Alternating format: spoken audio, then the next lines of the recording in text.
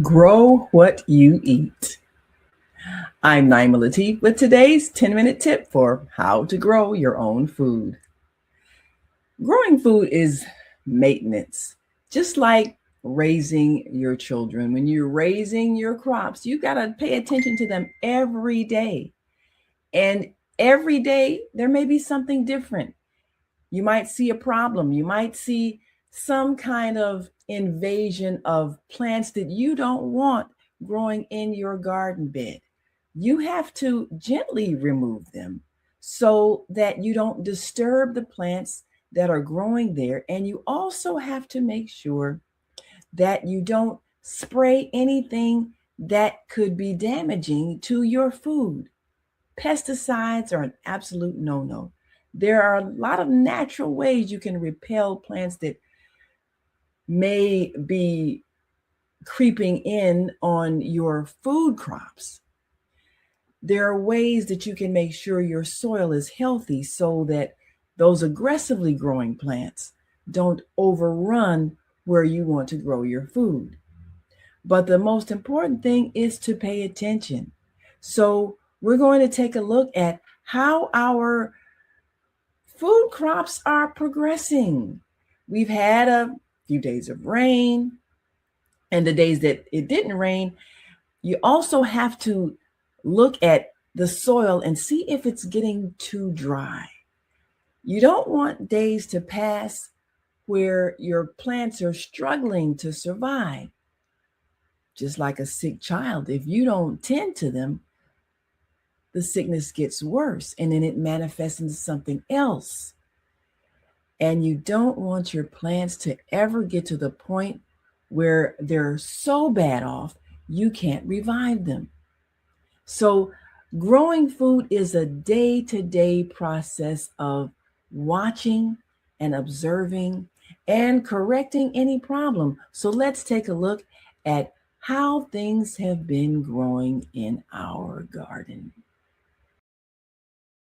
Our vegetable plants are growing nicely. We see that we've got quite a bit of growth with our tomato plants, and we also see that we've got a few uninvited plants. These, of course, are dandelion leaves, and we know that the best way to remove them is to manually dig them up. We've got a few growing in with our garlic as well. And we also see a few burdock plants growing up. Well, we don't want them growing here in our vegetable garden. So we're going to have to manually dig them up. And the soil is just moist enough. It's always best to dig when it's moist after rain or after watering so that we can make sure that these unwanted plants don't take away nutrients from our vegetable plants.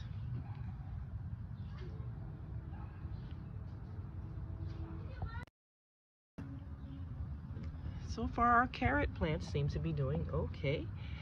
We do have to make sure we don't have problems with over watering. Now we do have a few brown spots on our kale plants. We want to make sure that the dark leaves are okay. We want to make sure that we're not subjecting them to overwatering. And we've got some more garlic over here. And the good thing is that we don't see a whole lot of encroachment of unwanted plants. A few along the sides there, we'll remove those before they get too large. But the main thing is to make sure that the soil is nice and healthy looking, and we remove any infestations of other plants that can tend to be very aggressive, such as dandelions. We see that we realize we've got some lettuce growing here in addition to our greens, our mustard greens. But right next to them, we do have a very aggressive growth of dandelions, and you're gonna see what these other little leaves are. Let's check our app that can picture this and tell us what it is.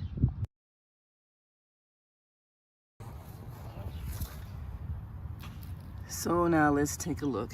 These are some very interesting little plants. It's hard to tell what they are with these little leaves. So what are they? Let us take a look and see.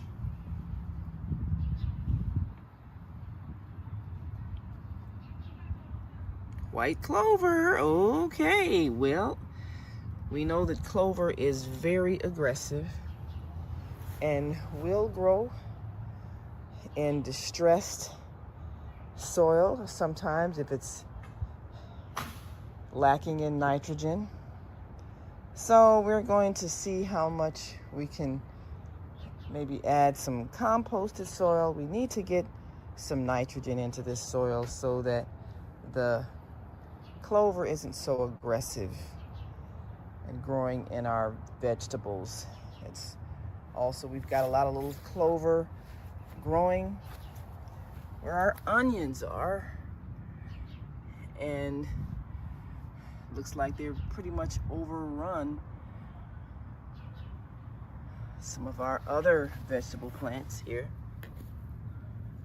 They're all around where we're growing our celery, and we don't want our celery to be overpowered by the dandelion leaves or the clover, all of which grow when there is a lack of nitrogen in the soil. And nitrogen is generally one of those nutrients that the soil needs in order to produce good vegetable crops.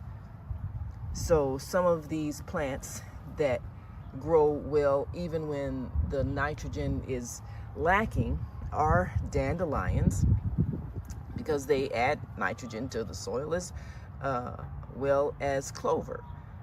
So the thing about it, though, of course, they will be very aggressive and can overpower your other food crops.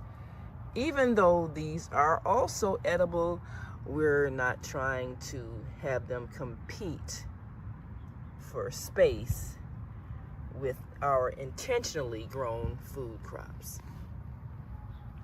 So as we plant more, we're going to also manually dig up these plants that have gotten a bit aggressive.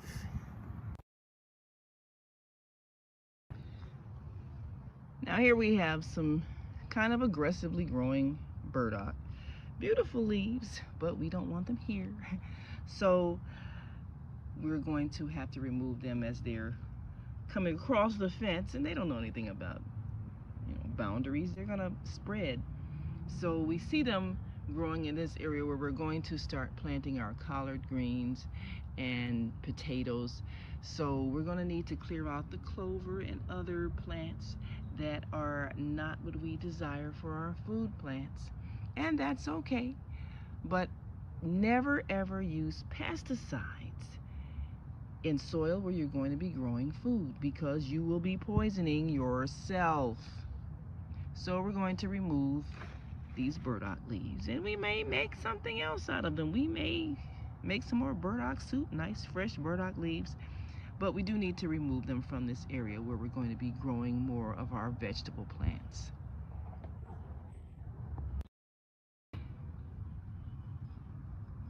Digging up a plant like dandelion requires a tool that's got a sharp edge, because you're going to have to dig deep all the way down to the root.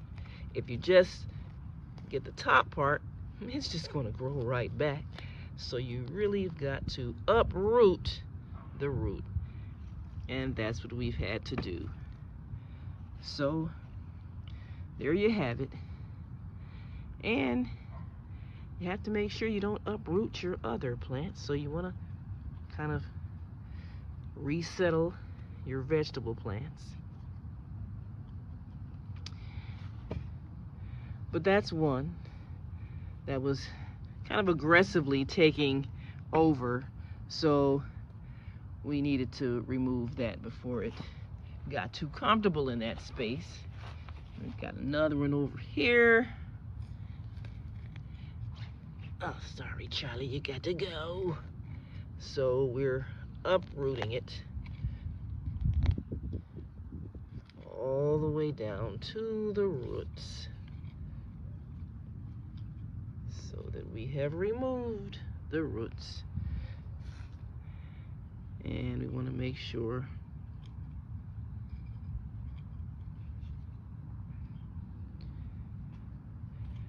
we settle the dirt, the soil surrounding it, and we know that we're going to have to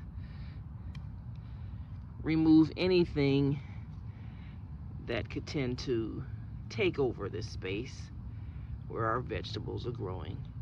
We also know that our tomato plants are going to start really growing, and we're going to need something for them to lean on as they get taller, because these are plants that need to sometimes latch on and wind around something so that they can stay upright.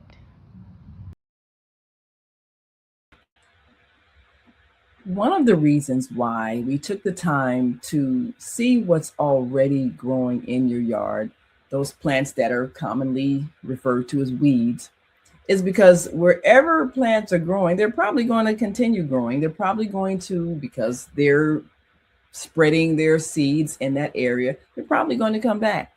And you'll have to keep digging them up and removing them as you grow your food plants. But now that we know that literally everything that we've looked at so far has been food, it's been some kind of way used for our nutrition. We can make different dishes, whether it's teas, whether it's burgers, veggie burgers, whether we even have a recipe for dandelion chips. You can make snacks, all kinds of things. So optimally, ideally, we want 100% usage out of everything that grows out of the ground, whether it's plants that we intended to grow or plants that are growing wild. Even when we pull them up, we want to always use what is there, recycle it, make it into a dish, make it into a tea, make it into something, but don't just throw it in the garbage, because it's not garbage. It's food, it's medicine, it's for your benefit. So even as you go through the process of weeding, you still want to put aside those plants that you have taken up and make something out of them, so that you are efficient in your farming. Even those plants that need to be removed can still be used. So be conscious as you farm, be conscious as you grow, be conscious as you remove unwanted plants. Do it gently so that you don't disturb those plants that you intended to grow. And sometimes the aggressive growth of plants like clover and dandelion and burdock, they're letting you know that you need to feed your soil the kind of nutrients that's going to make it healthy, so that it's not being overrun by aggressively growing plants that can thrive in distressed or neglected soil. So next time we'll take a look at composting, planning where you're going to grow your plants so that they are next to those plants that perhaps don't compete for the same space. It's all very organized and strategic. And most importantly, it requires constant attention so that no plant is neglected. You wouldn't neglect your children. Don't neglect your food plants. I'm Naima Latif. Grow what you eat. We'll see you